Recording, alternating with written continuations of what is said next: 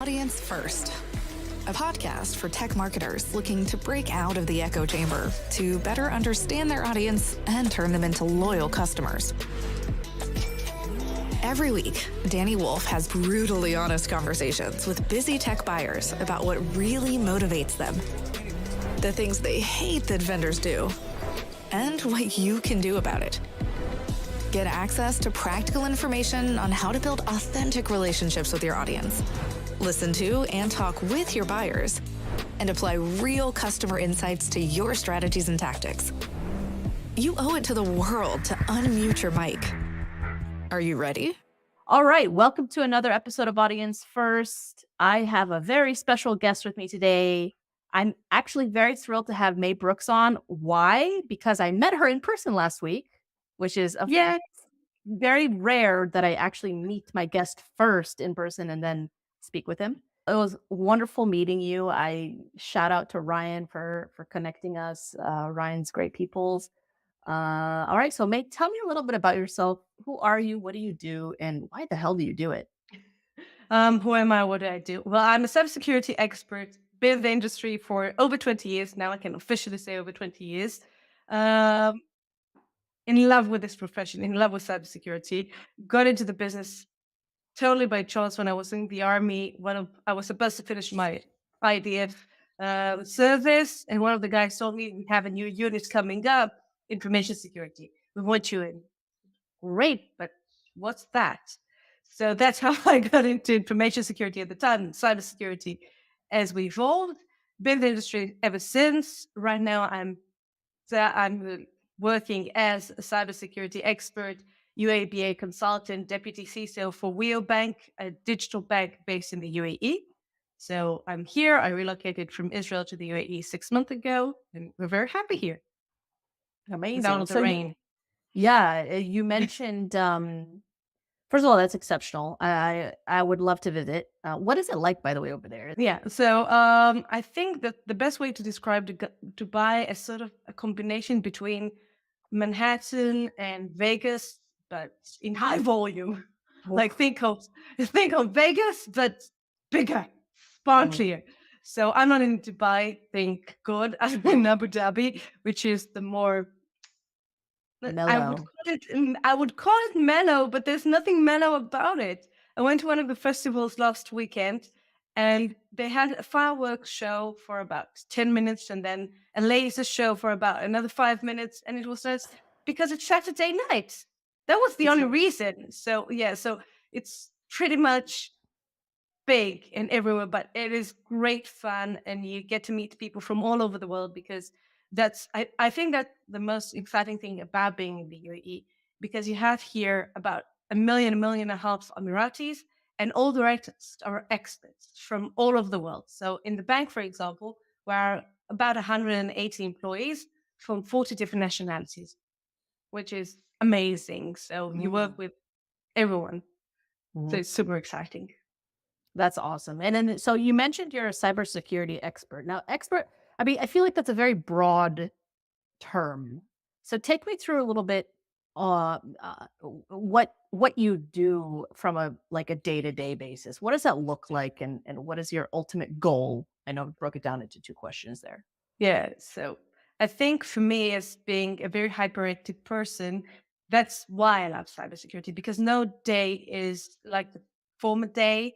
And I can start off the morning. For example, today I had a few very clear goals.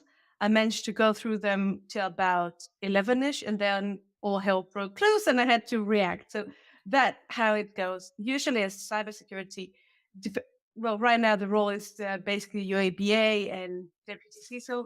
Basically, first of all, we have to secure the business. So the most important thing is to understand the business, which I think that for many cybersecurity professionals, myself included, when I started off as a very technical person. I used to do penetration tests and risk assessments and things like that. And I never looked at the business side of the organization I was working with. So today, and I was a CISO before as well, I first look at the company, what it does, what are the business goals, what's the business strategy. And from that, I can build on to have a cybersecurity strategy that will correlate with what the business wants to achieve. So it's all risk assessment, and as a business owner as well, because I'm also a business owner, it gives me sort of the better understanding of the business world.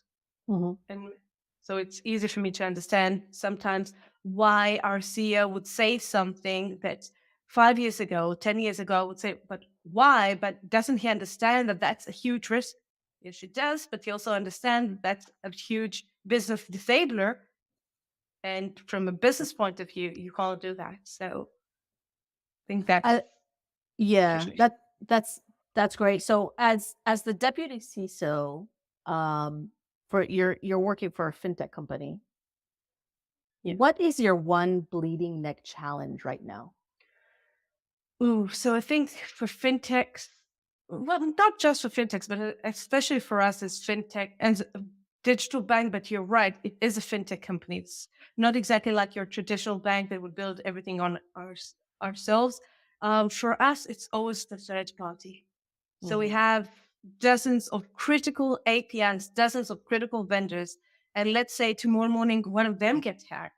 mhm. I can't provide my service. So I'm really relying on other companies to do their side of the show. So it's a leap of faith for sure. Mhm, mhm.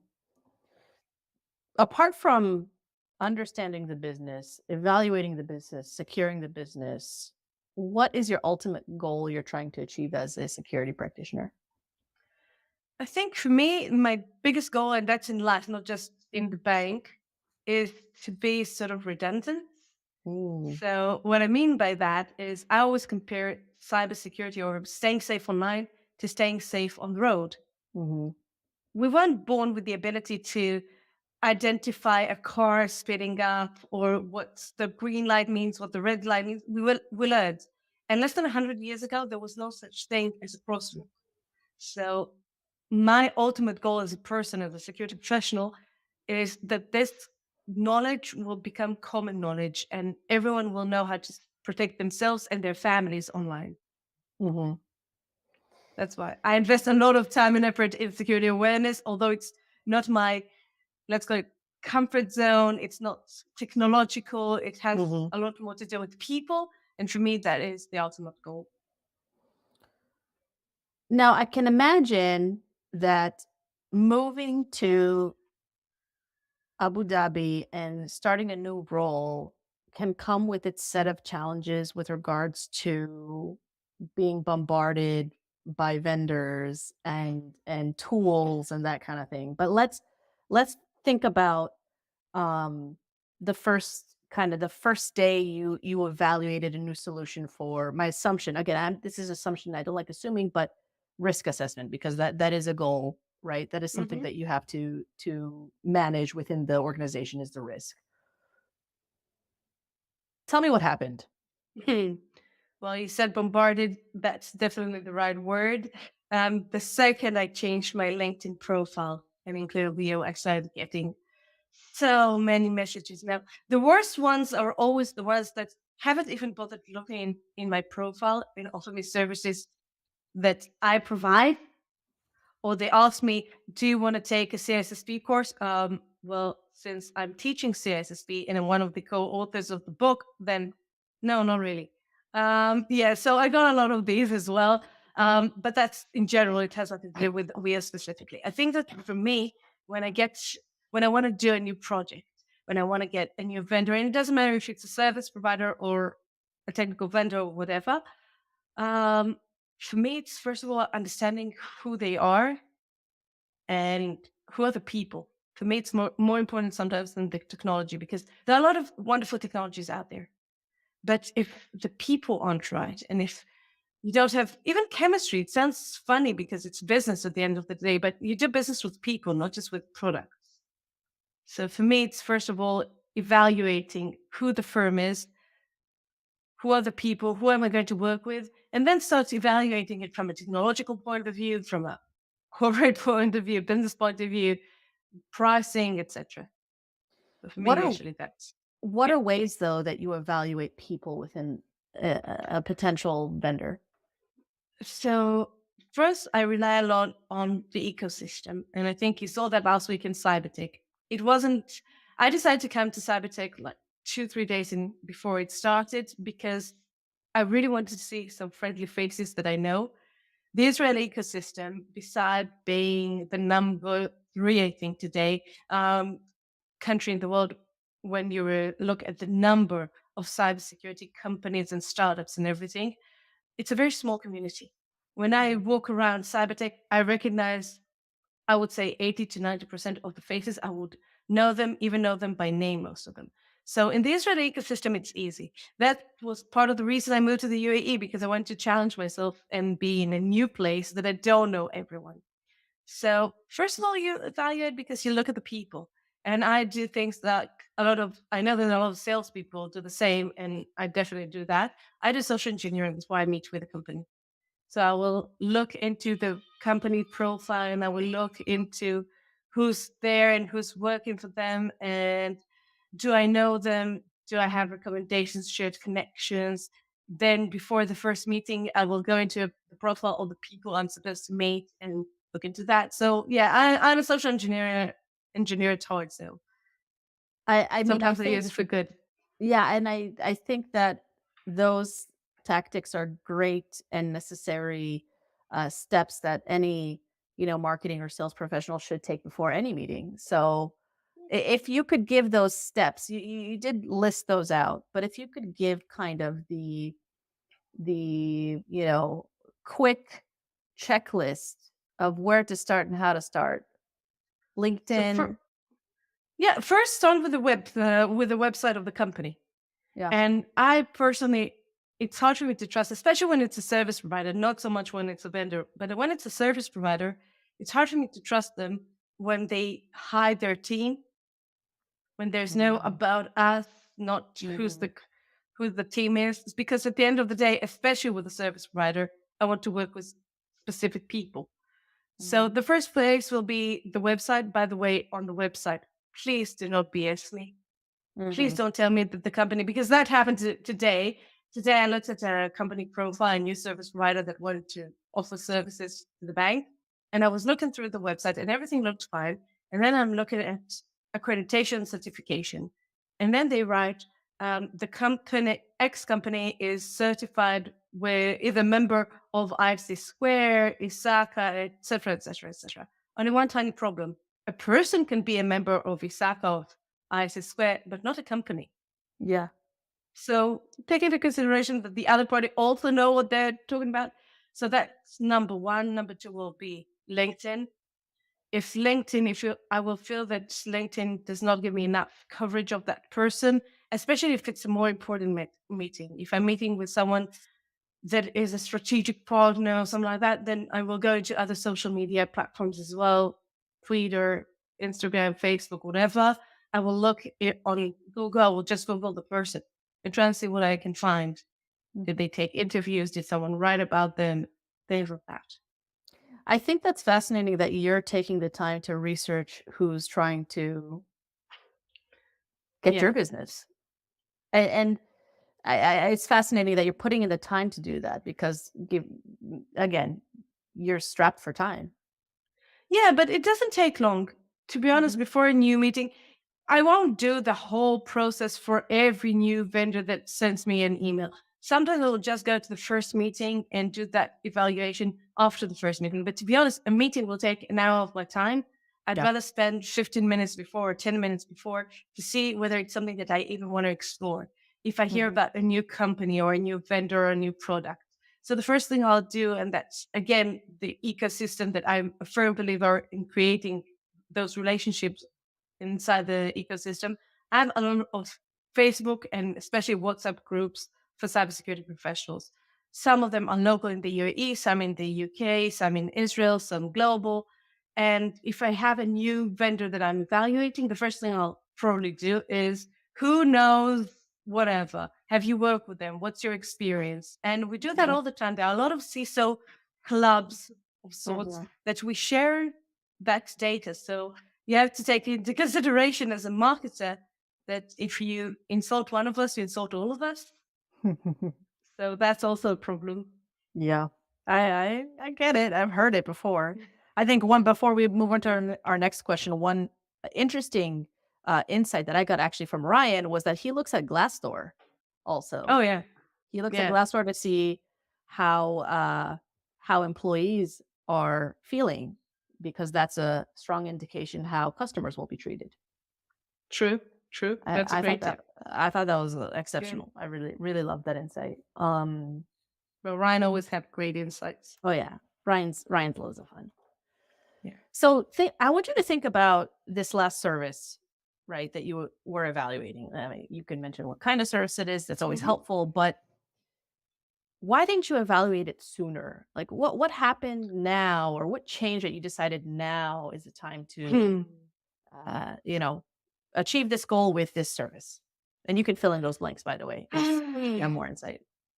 Well, in theory, first day, not first day, but first quarter that I work for any company, the first thing I will always do is try to do my own risk assessment, meet up with key personnel inside the company, C-level execs, understand where they're coming from, and trying to evaluate the risk for myself. And then you create a work plan.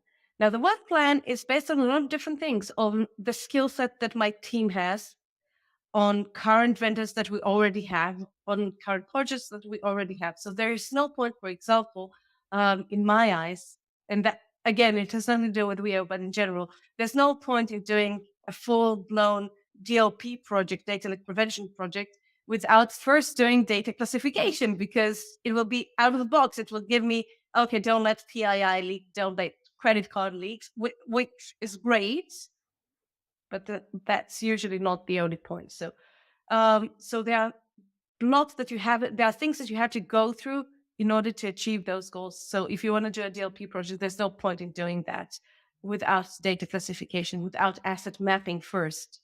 There are things that have to do with maturity. So for example, when I used to do a lot of security awareness campaigns in my company, so a lot of companies said, "Oh, we want to do this, that, and the other." Guys, it's the first year. We can't start off. You don't start running before you start walking and before you crawl. You have to start with something. So let's do the basics Mhm. and plan that next year we're going to do the next step, and the year after we'll do the next step. And that's one of the reasons that personally I love about ISO 27000 series, that it always aspires for optimization. What's the next stage? What's the next level? And I took that also in my personal development. So there's always a next step. So on Mhm. some aspects, I would say, wow, I've already done this, that, and the other. Wow, amazing. But there's so many other things I want to achieve. So Mhm. there's always a I next step. I love that.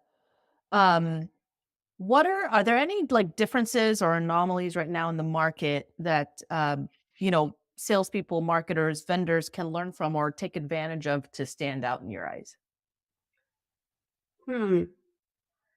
I think COVID changed a lot of things for a lot of companies.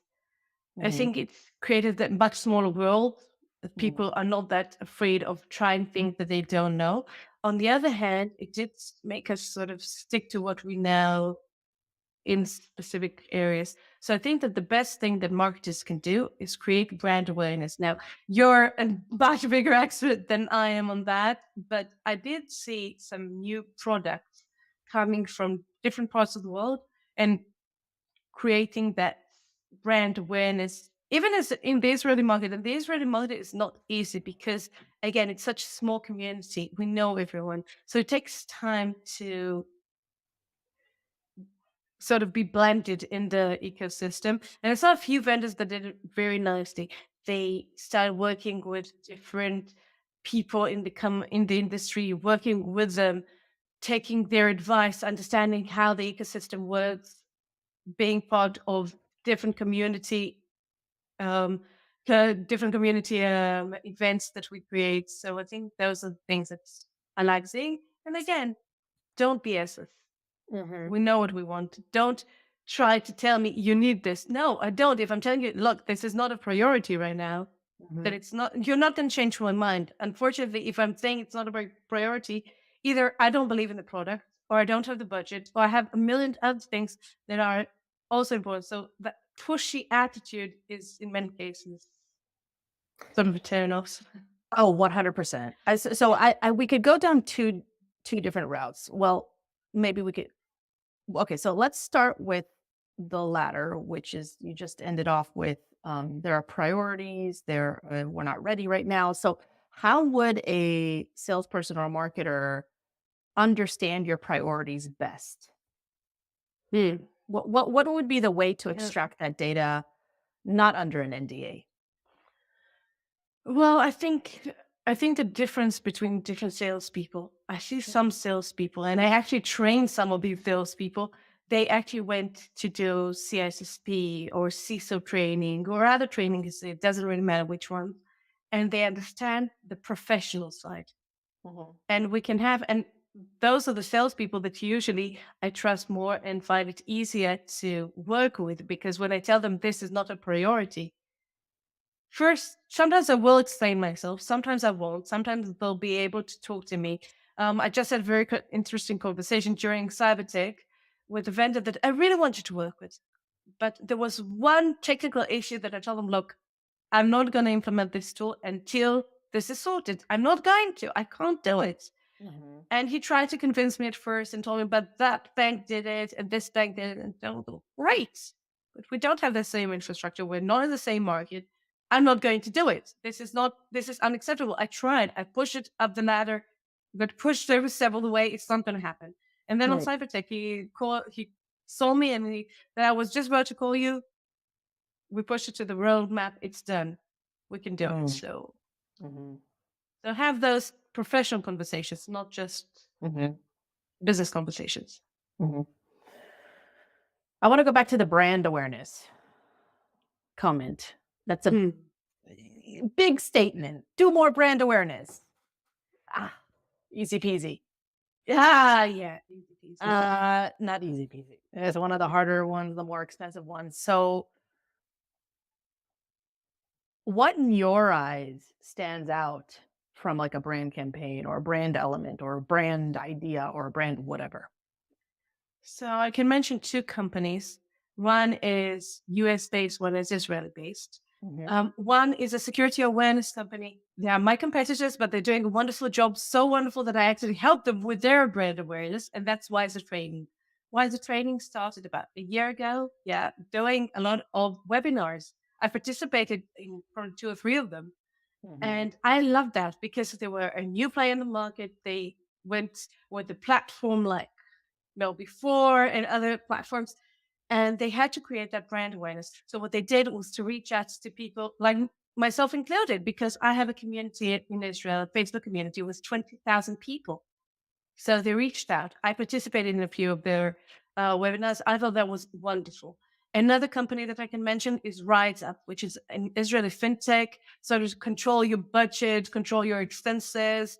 And they knew that their biggest challenge accessing the market was to create brand awareness was one, but the more important thing was creating trust. Why would I Mhm. give you access to my credit card, to my bank account, to all my financial accounts?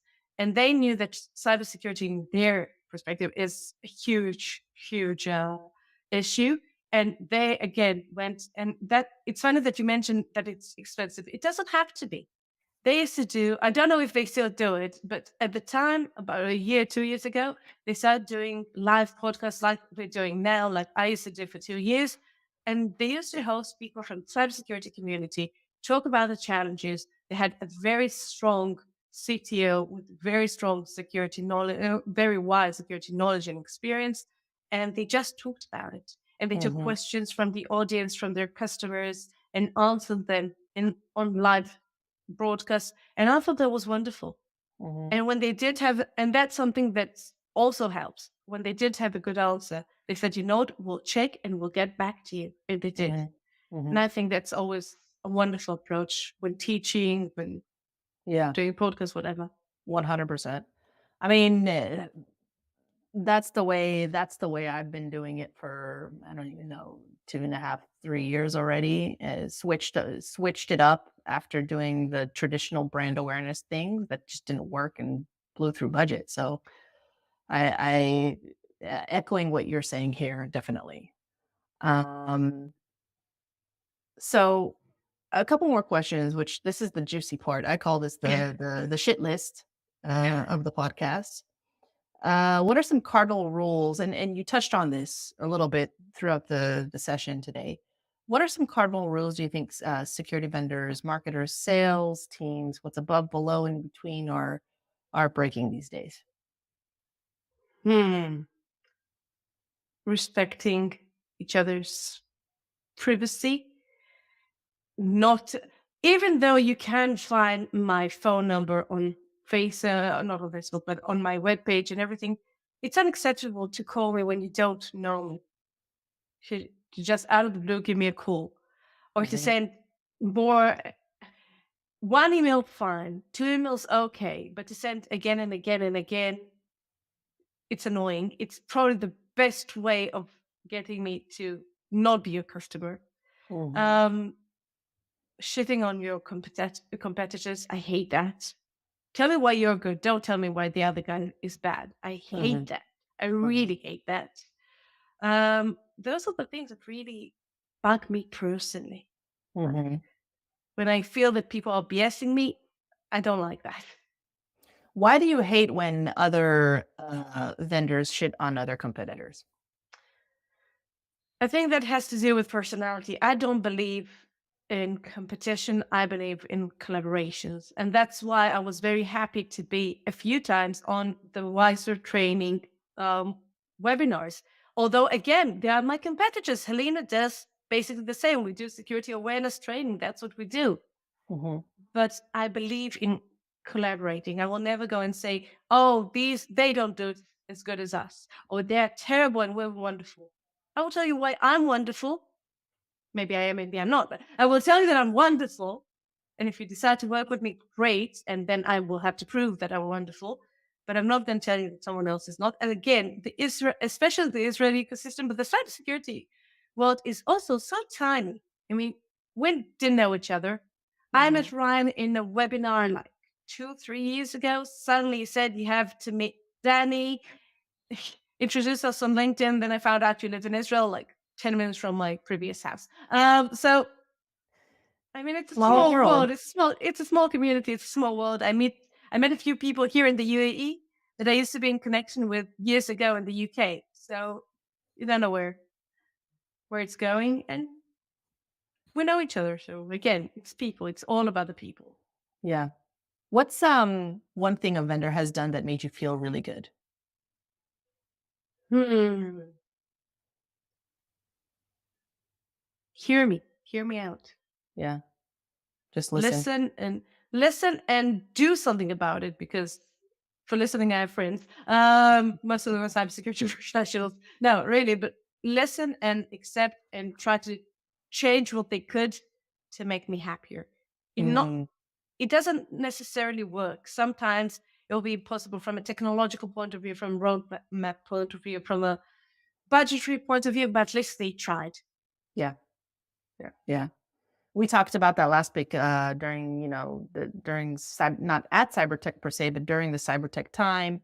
Dimitri and I, who you met, we were talking about how powerful doing your job for you and making you happier goes a long way. Even if you don't get the business now, you're in their mind and appreciated that you helped them solve complexity and try and simplify during that period of time. So I appreciate that. I love that so much. This is so powerful. We didn't get through one question that I actually want to ask now, and we'll kind of cut it back towards the beginning. Mhm. Kind of a more general question. What do you hate most about the cybersecurity industry? It's what I love most about it as well, that it's so tiny. Uh huh. It's so tiny. Everyone knows everyone. Um, yeah, so it's the one thing that I really love and the one thing that I really hate. You don't have secrets in the cybersecurity world. You can't keep secrets. I mean, you'd figure you could.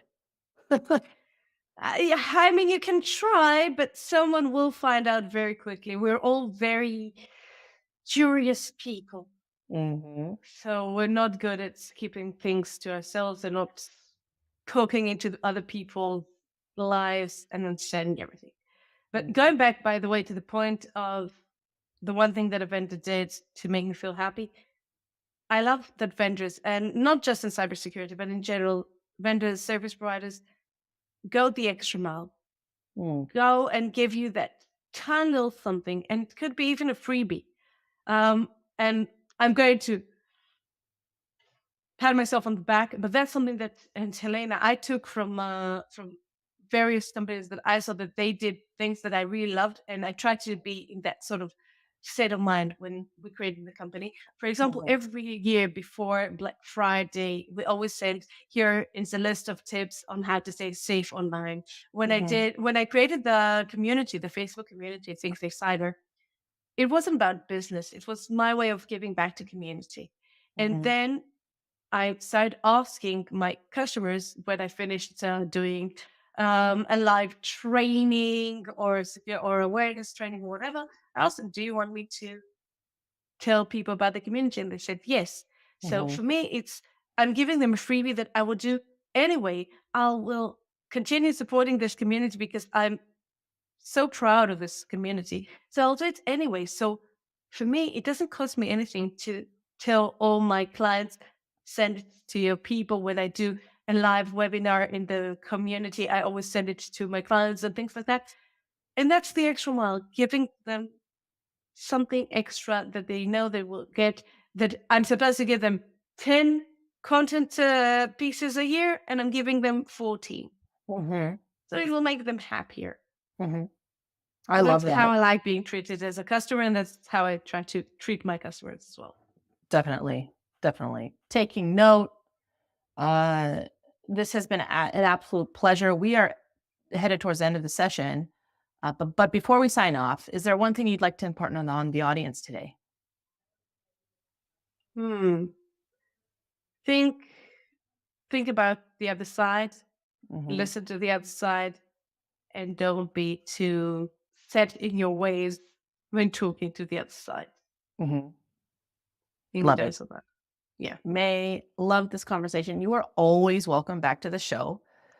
This will not be the first and the last. So, well, it is the first. It won't be the last. Definitely.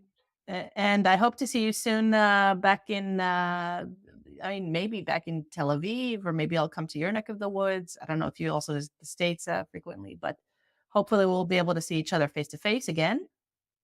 Will do. Thank you for having me. I love this show. Yes, my pleasure. Thank you so much. Thank you. Thanks for tuning in to this episode of Audience First. If you like what you've heard, feel free to follow or subscribe to Audience First on Apple, Spotify, or any of your favorite podcast streamers.